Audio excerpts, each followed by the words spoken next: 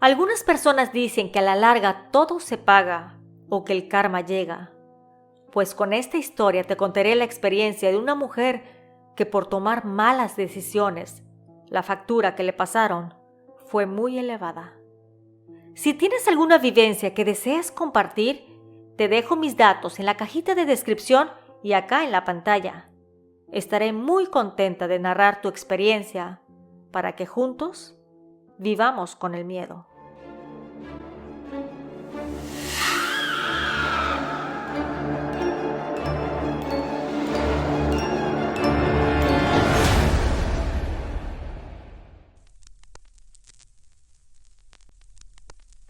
Viviendo con el miedo presenta Mi karma me cobró caro, basado en hechos reales. Esta experiencia la quiero compartir, a pesar de que es muy dolorosa para mí. Creo que puede servir para aprender, porque toda acción buena o mala se regresa. Y en este caso yo fui víctima de un karma que me golpeó en lo que más quería. Mi nombre es Mariana y esta es mi triste historia. Todo inició cuando por necesidad me fui a trabajar a la capital. Yo soy originaria de un pueblito, pero la verdad que éramos muy humildes y mis padres me dijeron que debía de dejar de estudiar para ir a la ciudad, trabajar y enviarles dinero, ya que somos 8 hermanos, lo sé. Es un número muy grande y podrías pensar que, ¿cómo le hacía mi madre para tener tantos hijos? Ella, como mujer de rancho, jamás iba al doctor. Únicamente se cuidaba como era aconsejado por la familia.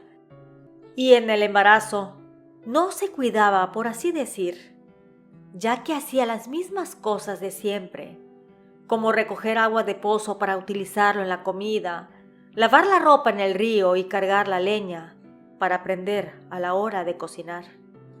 Y era tan fuerte que cuando llegaba el día del parto, al sentir los dolores, se apuraba en terminar todos sus quehaceres domésticos, sí, así con sus contracciones, para que cuando sintiera que el niño venía definitivamente, se agachaba en cuclillas para pujar. Así ella misma recibiera al bebé. Posteriormente, a propia mano cortaba el cordón umbilical y terminaba de realizar el parto, para decirlo de una manera apropiada.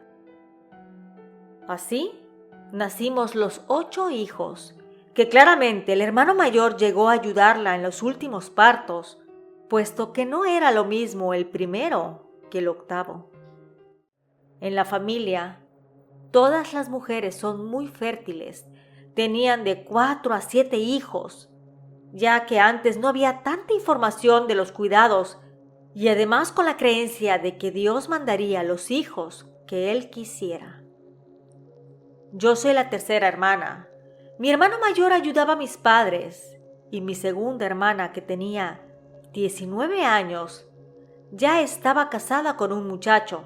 Bueno, se le habían robado, como decimos, es decir, se fueron a vivir juntos.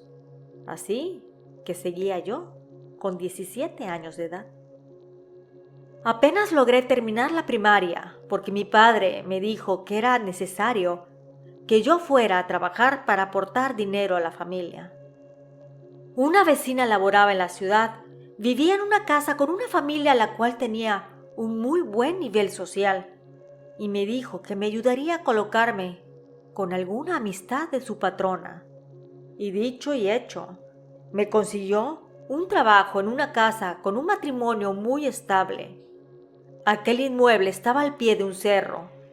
El sueldo que me pagaban era muy bueno, además que me trataban como parte de la familia. Eso sí, yo les correspondía. Era muy trabajadora y honrada. Cuidaba a su única hija y realizaba algunos quehaceres domésticos. Ellos tenían un chofer, se llamaba Manuel. La verdad que cuando lo vi me gustó. Era mayor que yo unos 7 años, estaba casado. Él no vivía ahí en la casa con nosotros, sino que vivía con su esposa a unos 20 minutos. por lo que llegaba muy temprano y salía alrededor de las 6 de la tarde, después de la última clase de la hija, ya que la mamá, es decir, mi patrona, doña Graciela, jamás aprendió a manejar. Así que el esposo quiso darle lo necesario para que pudiera moverse libremente. Cuando fueron pasando las semanas, me empezó a gustar más Manuel. La verdad, fue tal vez la convivencia o su trato hacia mí que hizo que me enamorara. Yo no era correspondida, lo sabía muy bien. Sin embargo, sentía que él era el amor de mi vida, el hombre de mis sueños. Lo veía como lo máximo. Así que a falta de interés suyo, en una salida a visitar a mis padres al pueblo, decidí que haría algo al respecto. Nosotros somos creyentes de la brujería. De hecho, mi madre me contó que había hecho un amarre a mi papá para que él le hiciera caso, ya que cuando lo conoció tenía novia y pues, sinceramente, mi mamá se lo adueñó. Así que se fueron a vivir juntos e inmediatamente después se embarazó de mi primer hermano. Así que le pregunté a mi madre que me dijera a dónde ir para hacerle un amarre a Manuel. Le conté de cómo era, que me gustaba, pero tenía un pequeño defecto, que era casado. Mi madre se sonrió y me dijo que eso no importaba, que si me gustaba y lo quería, me llevaría con el brujo que le hizo el trabajo a mi papá, que por experiencia sabía que era muy bueno para esas cosas. Así que no perdimos tiempo y ese mismo día fuimos a ver a don Tilo. Aquel hombre ya era de edad avanzada y sin embargo se veía mucho más joven de lo que realmente era, fuerte y con mucha vitalidad. No sabíamos a ciencia cierta si había hecho algún pacto o si robaba las vidas de otras personas o las energías, ya que como dije, creíamos en brujos y brujas, por lo que al verlo, me dije a mí misma que él me ayudaría a lograr que Manuel se enamorara de mí.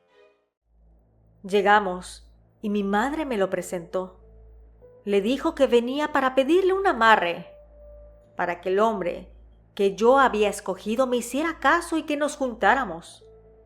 Don Tilo me dijo que podría hacer lo que yo quisiera, que me costaría cierta cantidad, la cual no era poca. Entonces mi madre le dijo que no sea malo, que sabía que estábamos batallando con el dinero, que nos diera precio. A mi madre le encanta regatear. Él solamente rió y me dijo que estaría bien, que me lo dejaría más barato, solo porque conocí a mi madre desde hace muchos años. Así que me dijo el monto, el cual me encantó, porque perfectamente me alcanzaba con el dinero que había podido juntar en esos meses en que trabajaba en la ciudad, ya que la otra mitad de mi sueldo lo mandaba a casa. Me pidió ciertas cosas como una foto y una prenda de él o algo que haya tocado y que cuando regresara a la siguiente ocasión lo haríamos sin problema.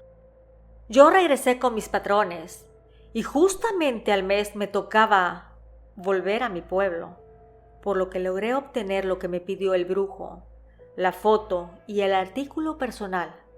Bueno, Manuel fumaba, así que me llevé un par de colillas tocadas por sus lindos labios. Cuando llegué a casa, mi mamá me recibió y me dijo que ya le había dicho a don Tilo que llegaba y él me estaba esperando, por lo que nos dimos prisa y fuimos a verlo. Llevé el dinero, la foto y las colillas de los cigarros. Cuando llegamos le entregué las cosas, entonces me dijo que se las dejara y que él se encargaría de hacer todo el trabajo y que vería resultados pronto. Cuando regresé con mis patrones, a los pocos días empecé a notar cambios en Manuel. Era más atento y me empezó a coquetear. Incluso para mi cumpleaños número 18 me invitó a salir. Yo le pedí la tarde a mi patrona y ella accedió, así que nos quedamos de ver en algún sitio. Y honestamente nos las pasamos genial. Y ahí pues nos contamos cosas más íntimas me dijo que tenía un hijo y que estaba casado, pero que sentía que debía de estar conmigo, que sentía una atracción que jamás había tenido con ninguna otra mujer. Así que de ahí en adelante iniciamos una relación extramarital.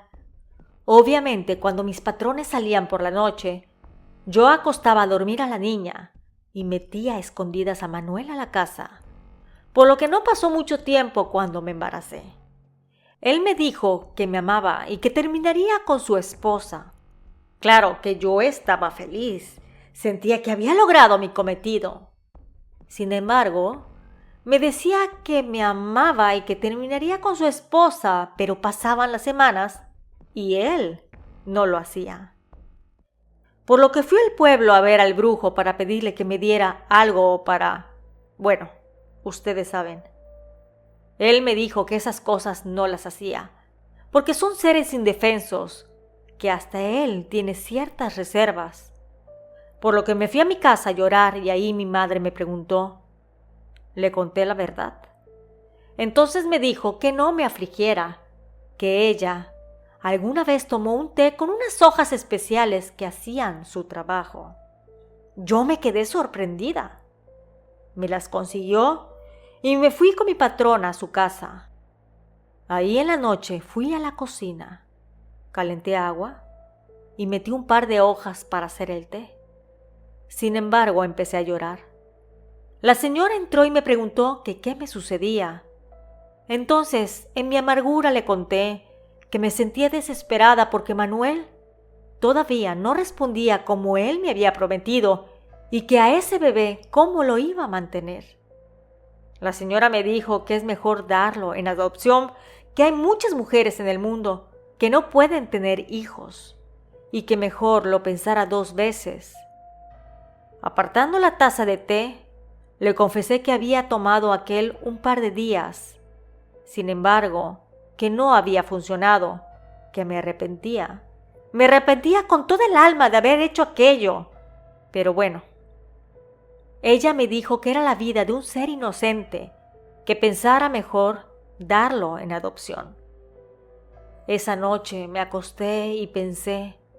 Al día siguiente le dije que así lo haría, que tendría el bebé y que lo daría a alguna familia. Manuel seguía conmigo y le conté lo que iba a hacer.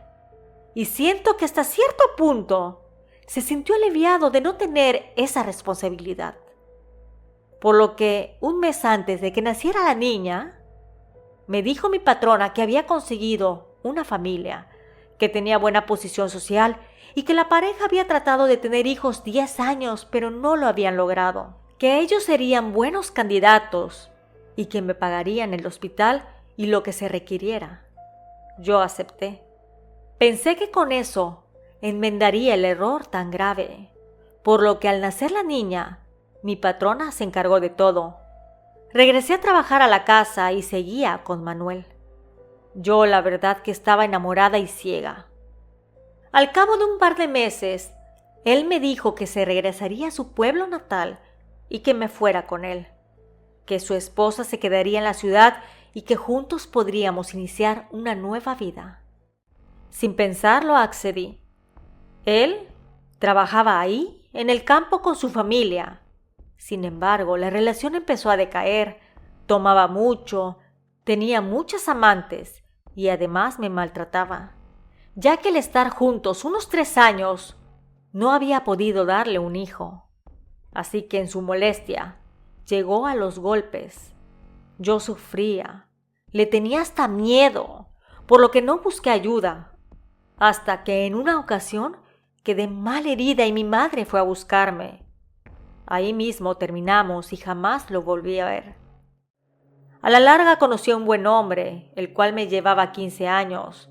Me trataba bien y me amaba, sin embargo, no pude darle ningún hijo.